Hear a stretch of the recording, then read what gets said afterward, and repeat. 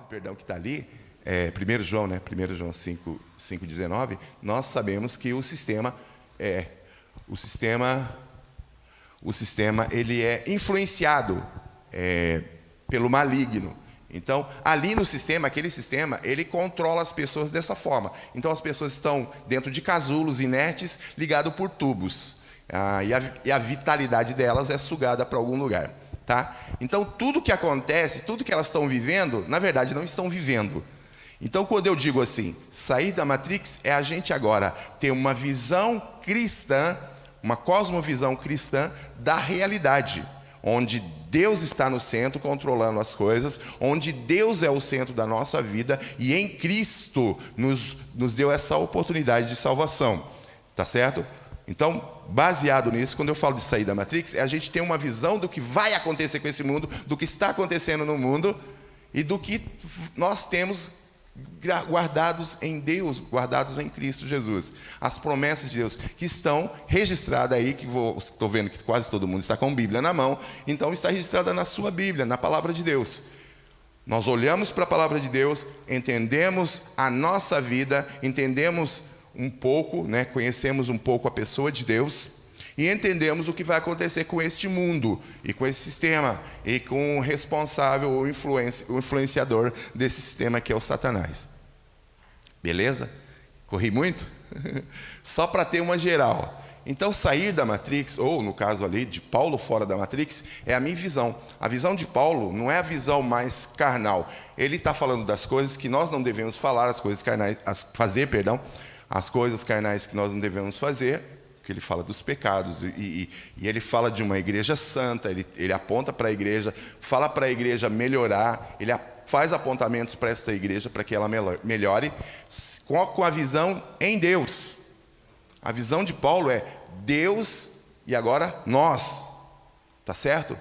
Então, tudo que ele fala tem a ver com o nosso relacionamento com Deus.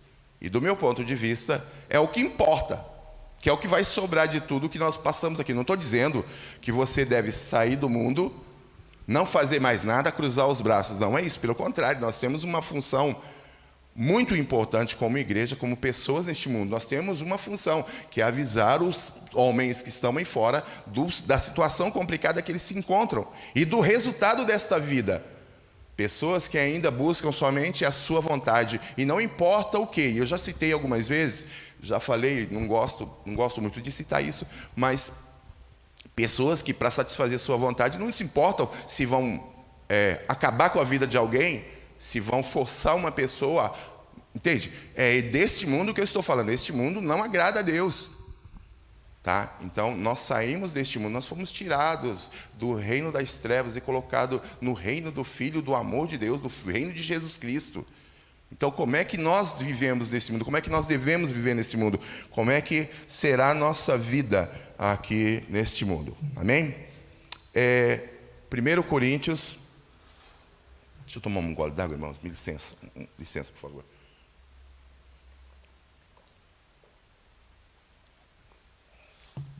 1 Coríntios capítulo 2, do verso 1 ao 5, diz assim, Paulo falando: E eu, Paulo, irmãos, quando fui ter convosco, anunciando-vos o testemunho de Deus, não fui com sublimidade de palavras ou de sabedoria, porque nada me propus saber entre vós, senão a Jesus Cristo, e este crucificado. E eu tive convosco em fraqueza, e em temor, e em grande tremor. A minha palavra e a minha pregação não consistiram, não eram palavras persuasivas de sabedoria humana, mas em demonstração ou do Espírito Santo e de poder, para que a vossa fé não se apoiasse em sabedoria dos homens, mas no poder de Deus. Amém? Tá certo? Paulo está dizendo assim, eu não fui aí para me aparecer, eu não fui aí para tirar nada de vocês, eu não fui aí para me aproveitar de vocês, eu não fui com palavras persuasivas, eu não fui aí para provar para vocês alguma coisa, eu fui aí antes em temor e tremor, eu fui aí como servo do Altíssimo, eu fui aí para levar a sabedoria. Ele fala aqui no verso Cadê testemunho? Que ele diz, testemunho de Deus, é no verso 1. Anunciando-vos o testemunho de Deus. Eu entendo que quando ele diz isso aqui, anunciando-vos o testemunho de Deus, Paulo está falando do testemunho que ele teve, ou da experiência que ele teve com Jesus Cristo, tá? Minha leitura, pastor, minha leitura, é pessoal, tá? Então, eu não estou falando que nenhum teólogo, li algum teólogo, não, Israel. O testemunho de Deus. Então, esse testemunho de Deus, para mim, é que ele estava testemunhando da experiência que ele teve, desse encontro que ele teve com Jesus. Porque Paulo, após a ressurreição de Cristo, esse Jesus maravilhoso aparece para Paulo. Eu vou falar caminho de Damasco, é isso mesmo? Eu sempre tenho um problema com isso. Mas Paulo aparece, ele estava numa estrada, andando, e aí colocaram um cavalo nele. Não, peraí. Colocaram um cavalo nele, mas não tem cavalo no texto. O Glênio que falava isso muito, né? Não tem cavalo no texto, então não coloca cavalo. Então não coloca cavalo, não. Tá certo? Pode ser, tá? Mas ele ali, ele tem um momento que ele tem uma visão. Aliás, ele fica cegado por 3 dias, né? Fica cego por 3 dias. Assim, e ele conversa, o Senhor fala com ele. Paulo vai dizer depois que Deus contou para ele coisas inefáveis. Não sei se só nesse momento, se ele teve outras experiências, porque daí ele não relata, né, pastor? Assim, outras experiências de Cristo ter falado com ele. Mas partindo dessa experiência, que eu entendo aqui, que ele está comentando com as pessoas. O Evangelho, tá? Ele está falando de Jesus para as vidas das pessoas, para as igrejas que ele fundou, a partir deste testemunho de Deus que ele dá, tá bom? A tese aqui que eu vou defender. O irmão apóstolo Paulo era um homem que viveu fora da Matrix. Ele viveu fora do controle deste mundo, dos conceitos desse mundo. Ele tinha vivido até metade da sua vida ali, dentro do mundo. Ele participou de todas as coisas. Mas a partir do encontro com Jesus Cristo, a visão dele mudou. Ele consegue enxergar as coisas de fora, ele consegue enxergar o mundo de fora. E isso é a melhor coisa. Eu tentei contar uma vez aqui um negócio. Só um minutinho, deixa eu só terminar, senão o meu raciocínio ele faz assim, ó. Já tem 30 aqui, já tem 30 batendo na porta. Eu tentei contar para os irmãos aqui uma vez, eu contei errado, como as minhas leituras. Toda vez que eu tento fazer uma alusão, eu faço errado.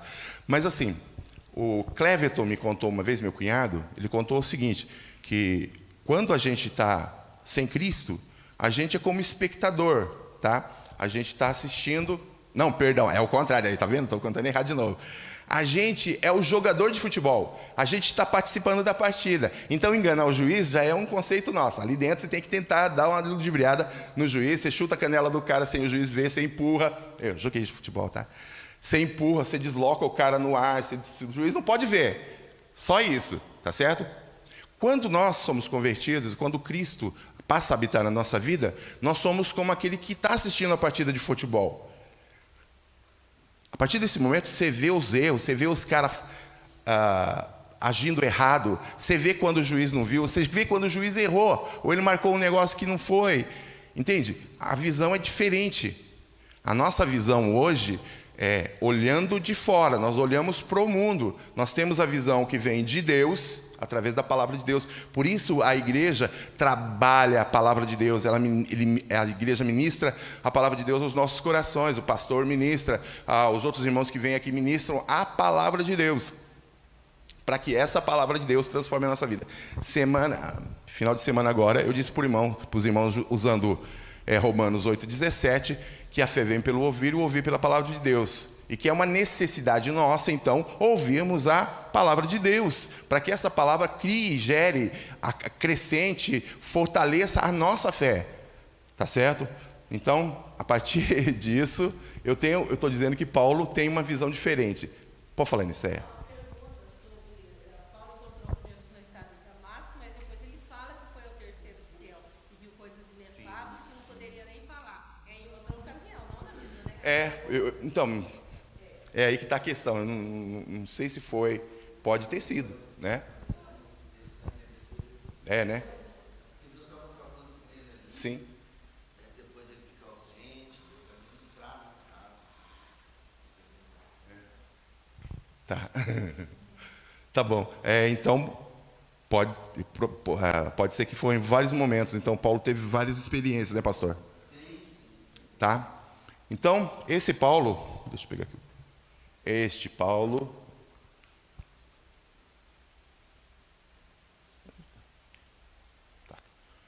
esse Paulo, o apóstolo, o irmão nosso, não era influenciado nem governado pelo mundo, por esse sistema, que hoje é dominado pelo maligno. João 5,19. Ele tinha uma visão clara da verdade e vontade de Deus, através da palavra de Deus, para a sua vida, para a vida da igreja, que inclui eu e você. Tá certo? Essa é a minha tese.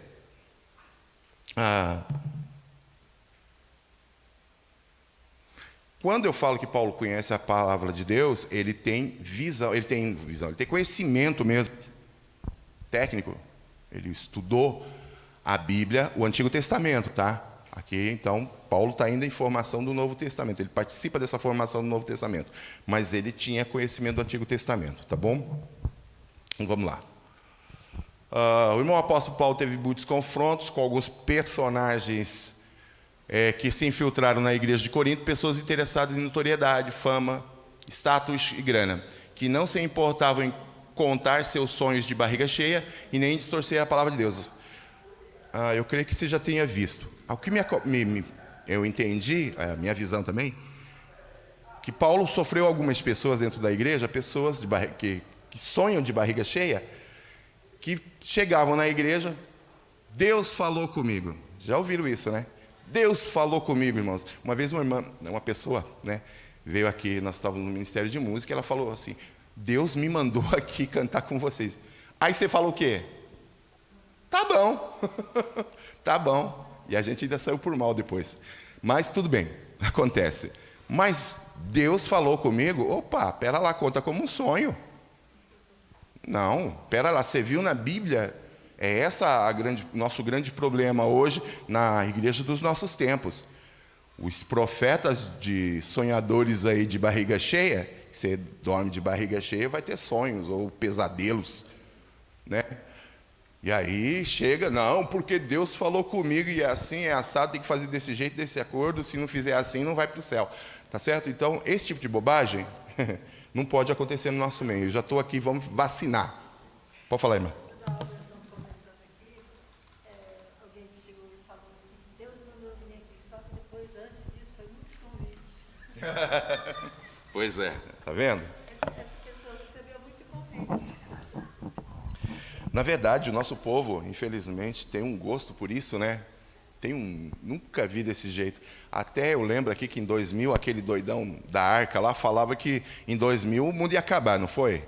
Eu não lembro o nome dele. Miranda Leal, isso. Ele falava que o mundo ia acabar em 2000.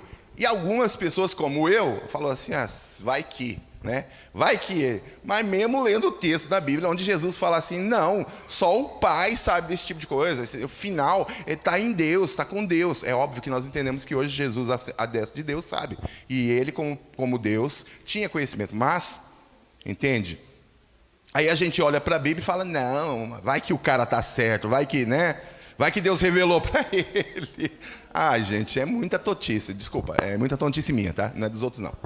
Mas entenda, se não está na Bíblia, esquece, Deus não falou, tá?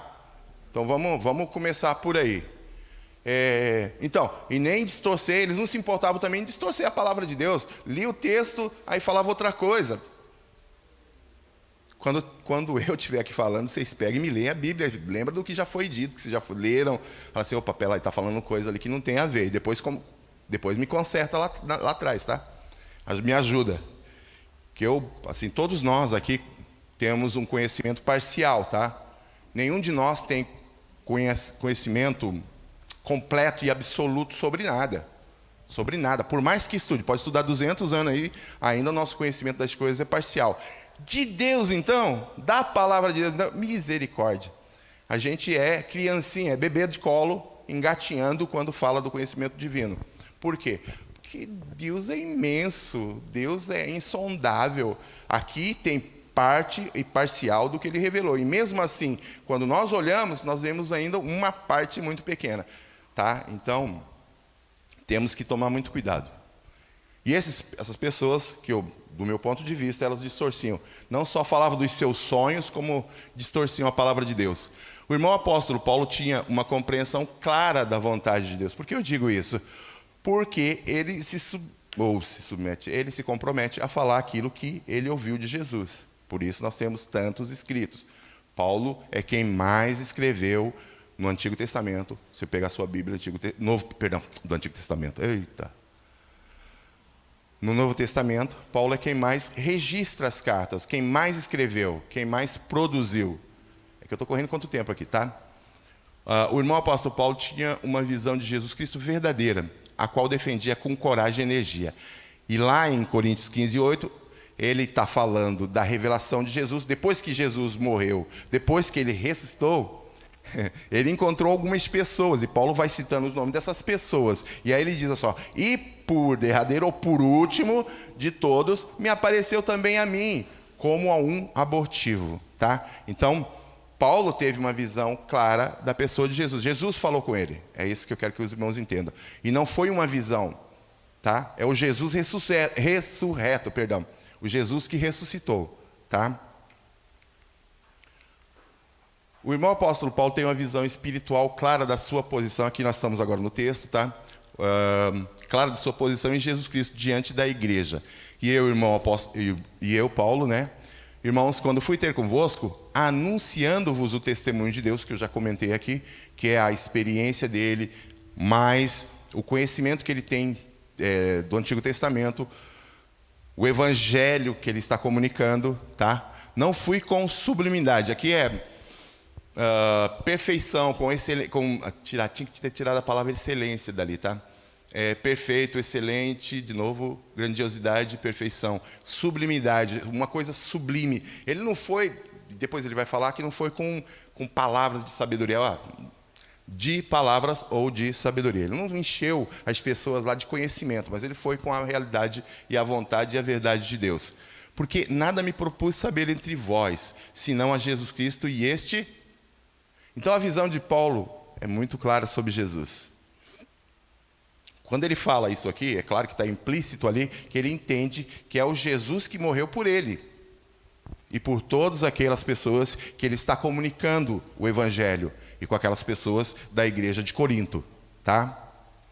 Eu estive convosco em fraqueza e em temor e em grande tremor. Não foi lá cheio de si. Não é eu, Paulo. Eu disse aqui semana. Vem na minha fé. Não vem na minha fé, não. Se você não tem fé, vem. Foi um pastor aí que disse isso, tá? Se você não tem fé, se você não consegue, vem na minha fé. Vem aqui na minha fé. Paga 50, tá? Paga 50 e vem na minha fé.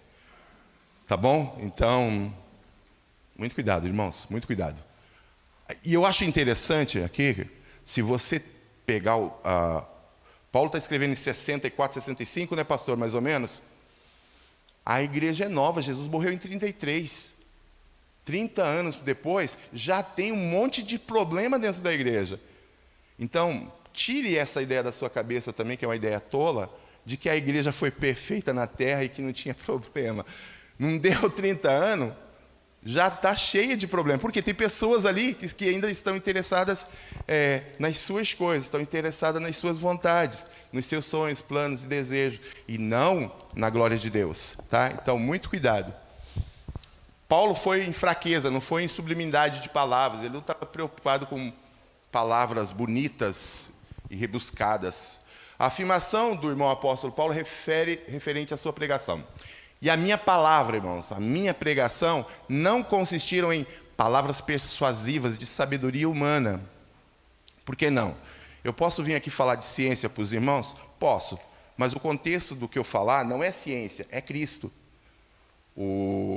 Isso pode ser um adereço ao que eu falo do Evangelho, que eu falo da pessoa de Deus, falo da pessoa de Jesus, que eu uso a palavra. Pode ser um adereço, um complemento, mas nunca o alvo central, porque aqui nós somos igreja. Tá? Nós somos igreja.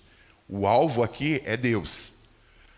Então, não foi palavras persuasivas de sabedoria humana. Ele não foi lá com a inteligência humana e com os raciocínios humanos para comprovar para as pessoas alguma coisa ou tirar vantagem das pessoas. Irmão, deixa eu dizer um negócio para os irmãos, só vou contar uma vez só, eu já contei isso aqui. Eu vi um político uma vez, estava lá no Iapar onde eu trabalho, tá? Foi ele e mais o outro, não vou falar os nomes dos caras para não... E eu, ouvindo aquilo, falando, meu Deus do céu, quanta coisa, quanta mentira, né? Eu não consigo acreditar nesses homens. Aí o outro pegou a palavra. Quando o cara abriu a boca, sabe qual eu fui impactado pelo que ele estava falando. Eu comecei a acreditar no que ele estava falando. Mas eu já conhecia, né? Não sou muito bobo. E a gente dá umas olhadas no jornal, a gente dá uma olhada em alguma coisa. Tá? Eu já conhecia a vida do cara. Quando ele começou a falar...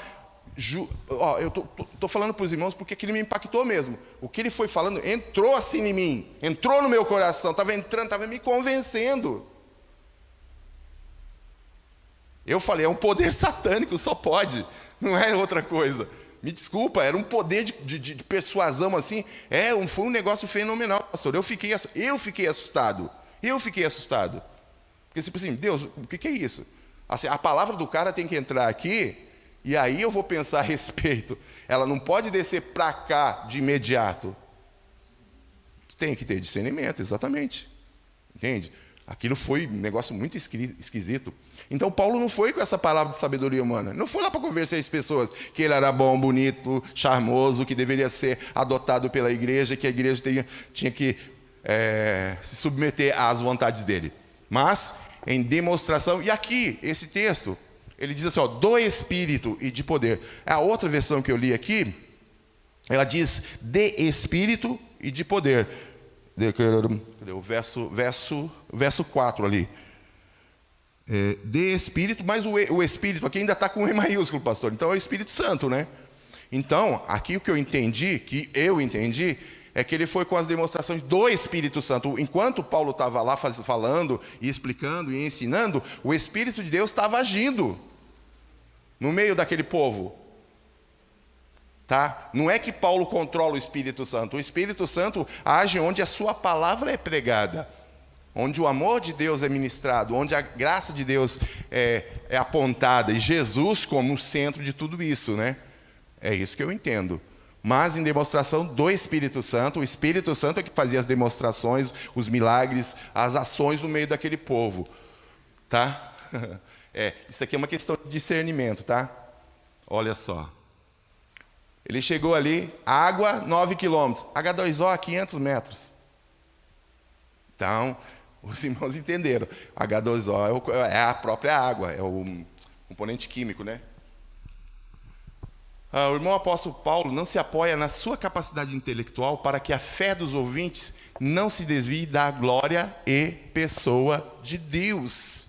Tá certo? Por isso que ele não usa palavras rebuscadas, ele fala de forma inteligível, que as pessoas tenham entendimento, ele fala de forma educada, respeitosa, sem usar gíria, que nem eu faço, meu Deus, me perdoe, e sem usar xingamentos, ele não precisa disso, mas ele usa uma palavra de Deus, ele quer que a glória de Deus apontasse, que as pessoas vissem a glória de Deus, tá? O verso 5, para que a vossa fé, não se apoiasse em sabedoria de homens.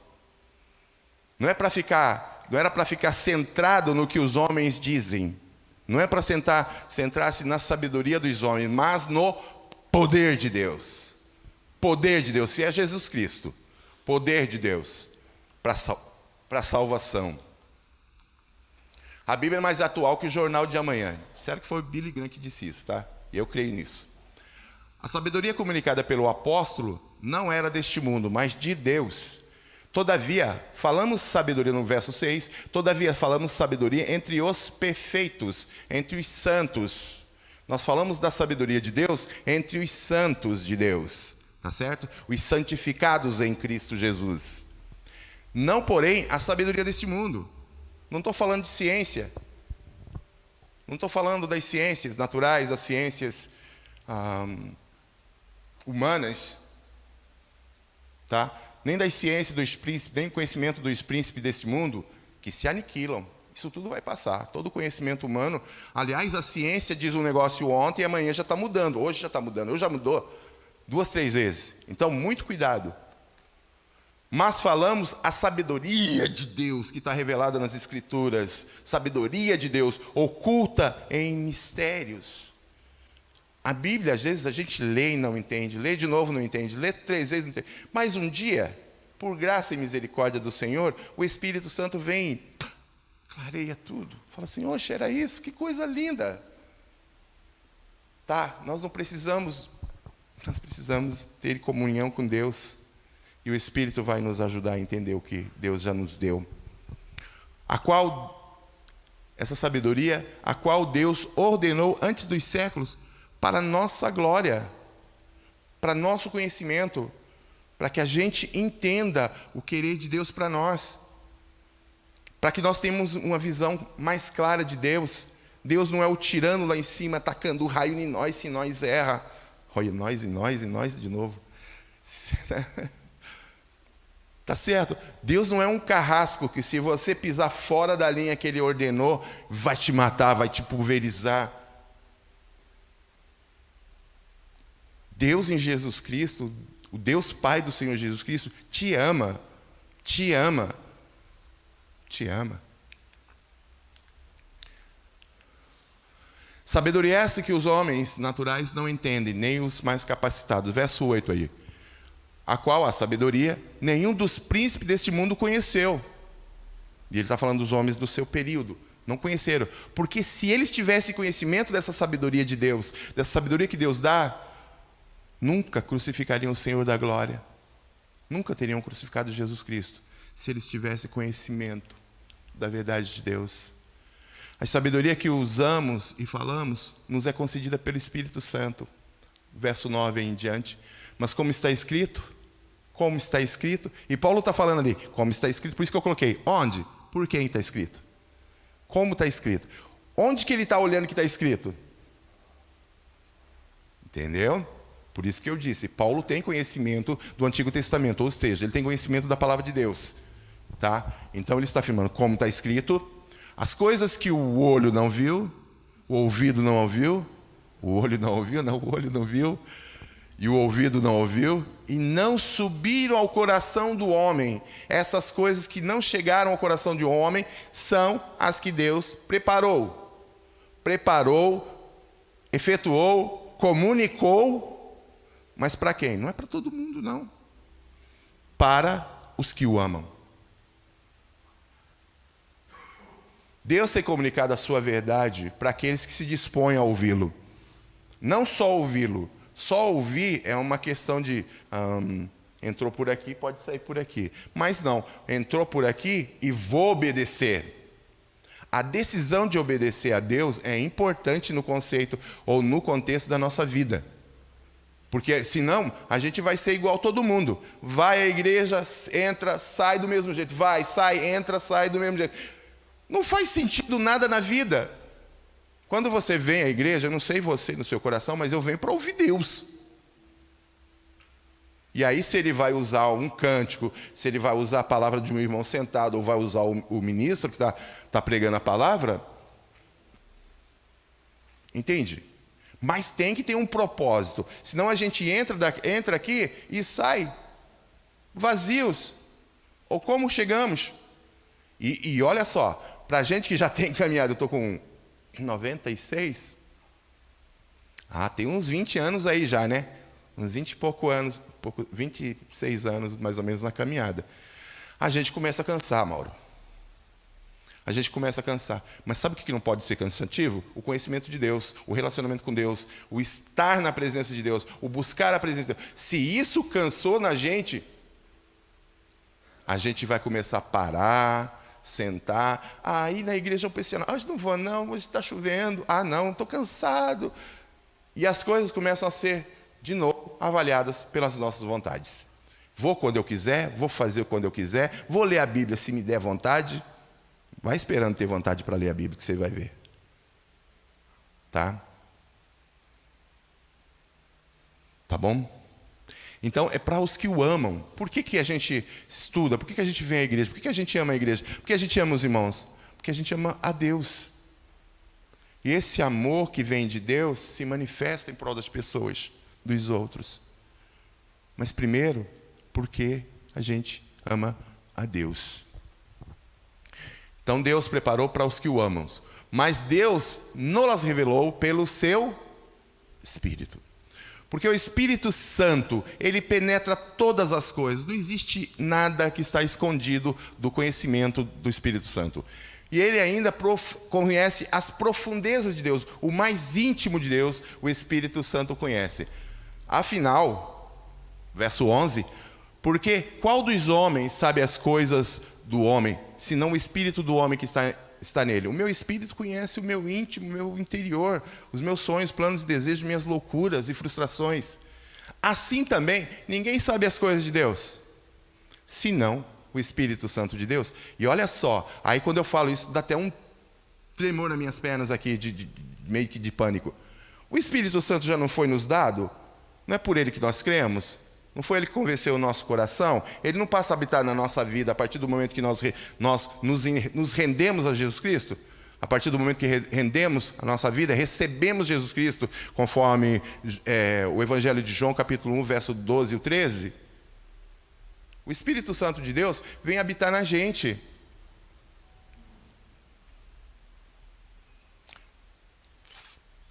Bom. Assim ninguém sabe as coisas de Deus, senão o Espírito de Deus que habita em você. O Espírito de Deus revela para você a vontade de Deus, o querer de Deus. E por que a gente ainda faz tão errado? É absurdo. Por isso que eu disse que isso aqui faz as pernas tremerem. Mas nós não recebemos o Espírito do mundo. É o verso 12. Mas o Espírito que provém de Deus. Nós recebemos o Espírito que vem de Deus. Paulo está falando com a igreja de Corinto, para que pudéssemos conhecer o que nos é dado de graça, gratuitamente por Deus. Não é por mérito, não é porque você merece, porque eu mereço. Foi dado gratuitamente por Deus. Então o Espírito Santo passa a habitar no cristão para que ele conheça as coisas que foram dadas gratuitamente por Deus. Falamos de Deus e seus desígnios baseado na sua palavra, a Bíblia. Coisa que o homem natural não consegue fazer ou entender.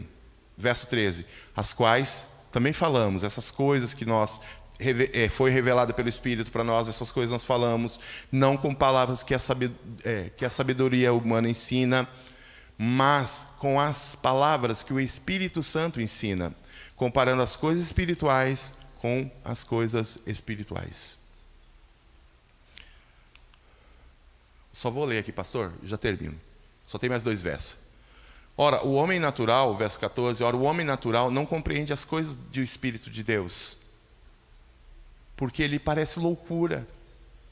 Você fala, eu sei que você tem parente, você já falou para alguns parentes teus do amor de Deus por ele em Jesus Cristo, e aquilo não fez sentido nenhum para aquela pessoa, ela não consegue te ouvir primeiro, que o próprio Paulo vai dizer que o diabo cegou o entendimento dos incrédulos, para que eles não vejam, não ouçam essa palavra maravilhosa de salvação, o evangelho de salvação, tá? Eles não podem, lhes parece loucura, falar de Jesus, falar de Deus, falar da Bíblia, parece loucura para essas pessoas, eles não podem entendê-las, porque elas se discernem espiritualmente, e espiritualmente o homem que não aceitou, não recebeu, melhor dizendo, não recebeu Jesus Cristo, ele é morto, ele está morto, o seu espírito está morto, não tem como contactar Deus, mas nós levamos esse evangelho lá, Deus vivifica no coração e ele é transformado, porque elas se discernem ou se entendem espiritualmente. Se não estiver nos 66 livros da Bíblia, Deus não disse. John MacArthur. Ser espiritual e andar na dimensão de Deus e conhecer a sua pessoa, vontade, planos e obedecer. Eu não sei o que eu quis dizer ali, faltou alguma coisa. Mas o verso 15, mas o que é espiritual discerne bem tudo, e ele de ninguém é discernido, porque quem conheceu a mente do Senhor para que possa instruí-lo? Que eu saiba, ninguém. Quem deu ordem, quem ensinou Deus? Mas nós temos a mente de Cristo. O cristão tem a mente de Cristo. O evangelho não é Deus fazendo heróis, mas resgatando vilões. Conclusão.